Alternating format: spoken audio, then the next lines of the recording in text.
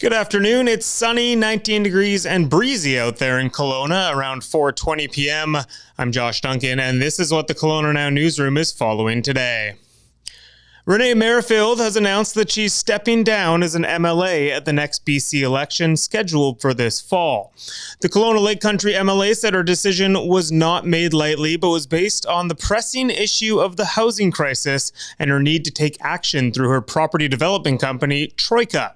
Merrifield, who's the sister of entrepreneur and former Dragon's Den star Lane Merrifield, was elected to the Kelowna-Mission riding in 2020 with just over 50% of the vote.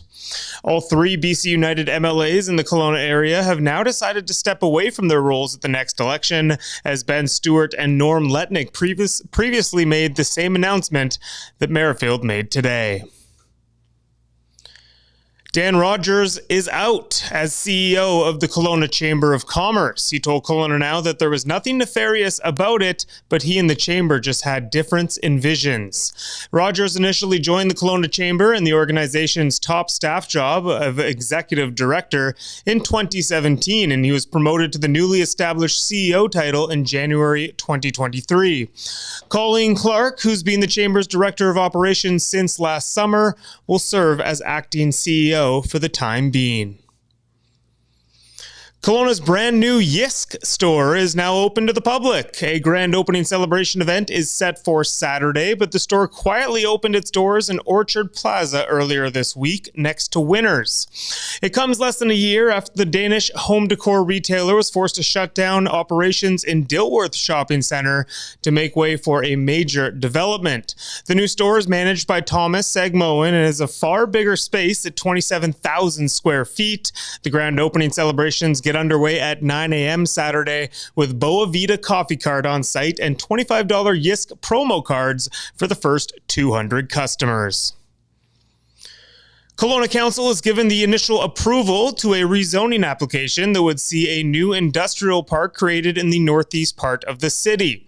Council was told that the rezoning of the site on Bubna Road would pave the way for a 60-lot subdivision for future industrial development. Around 70% of the site would be dedicated to lots ranging from 0.4 to 4.9 hectares, while another 20% would be green space and 10% would be roads. A portion of the property does extend into Lake Country, and the district government would need to consider an application for that area. A section of Bernard Avenue is now shut down until September as the 2024 edition of Meet Me on Bernard is officially underway.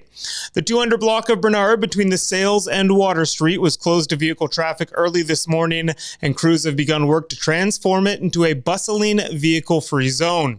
The 300 and 400 blocks are also getting their extended patios done at this time, which means there will be parking restrictions along the south side of Bernard going forward.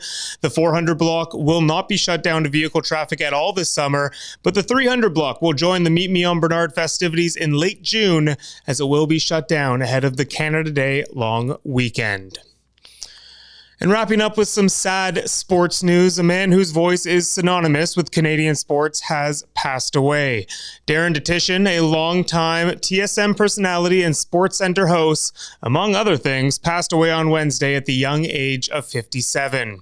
Tributes poured in for Detition over social media today, both from colleagues and members of the sports world, and so many fans who watched him over the years.